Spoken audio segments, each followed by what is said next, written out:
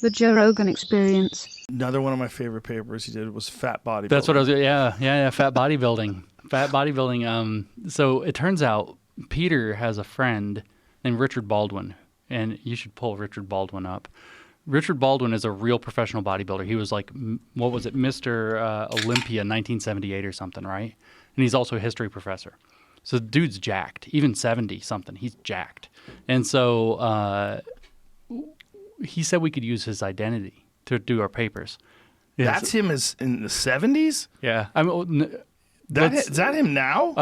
He's got one in a black T-shirt where it's like he's 71 years old, and it's just insane. The upper That's level. back in the day. Upper, yeah. The one where he's doing the most muscular pose, right there. Bam. He's still like that. And Jesus Christ. so he let us use his identity. That's him older. He's still jacked. I mean, he's 65 there. He's fit. So we were like, we got to write bodybuilding themed papers because we have a bodybuilder. Mm-hmm. And so we claim that his there it is, the black one, the related images down there is where he's in the black T-shirt. I actually photoshopped a copy of that specific image and put fat bodybuilder on the T-shirt. I used to have that picture. That's him, like when he was letting us use his identity. So there he's in his 70s. I think he's like 71 there. That's insane. Yeah, look at those arms. Wow. And so we wrote this paper, Fat Bodybuilding, saying that bodybuilders are abnormally large. Fat people are abnormally large. Muscle and fat are just two types of tissue, and it's only fat-phobic science that distinguishes their worth, and fat-phobic society that says one means more than the other.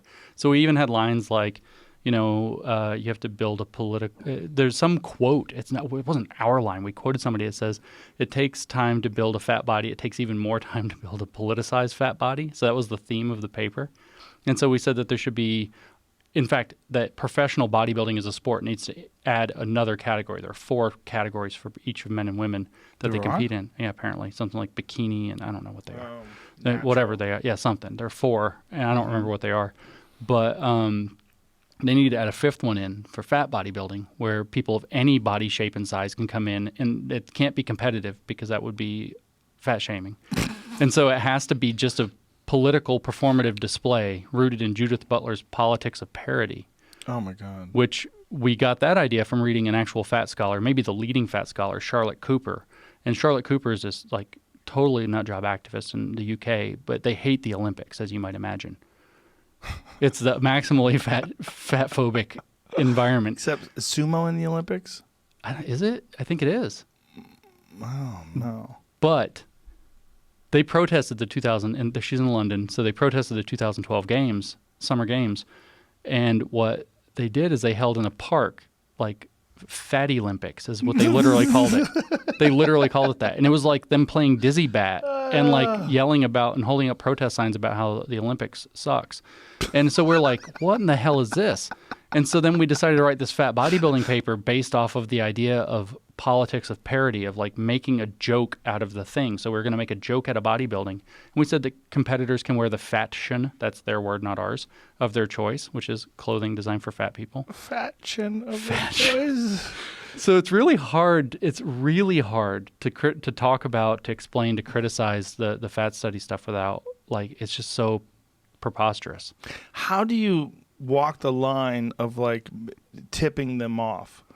Like, because it seems like some of your stuff is so loony that I'm like, how do they not know they're being fucked with? Because they're too serious about them. They take themselves too seriously. So I'll give you an example with that exact paper, right?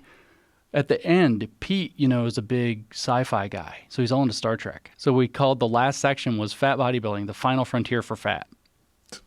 They went berserk about this.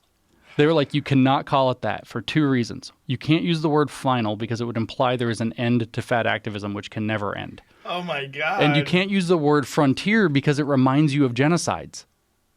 The frontier. Like the frontier of the American West? It said it evokes imagery of the American Native West. American genocide? Oh, my God. So you can't say the final frontier because frontier, the word, is poisoned. Oh, my God. And the final frontier. But that's Star Trek. I know. How are you doing that? They're so, like, smelling their own farts, man. They're smelling their own farts all day long. It's so freaking bad. It's just, I can't I can't. I'm like, as you're saying this, I know you're telling the truth, but I can't imagine that this is literally commonplace. I mean, it's so hard not to laugh. I mean, like, so we talked about Health at Every Size. Do you know who made up Health at Every Size? Who? Linda Bacon.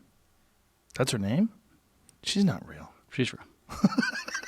It's just her name. It just happens to be. So crazy, though. What a great name. It just shows you that the world, like when Andrew Weiner kept sending his dick to girls. Oh, I know. Like, come on, man. This is too on the nose. Oh, Jesus. When I was in grad school, actually, we had to learn about, so there's this thing in probability theory. It's named after a mathematician whose last name is Weiner. And so it's actually called the Weiner measure.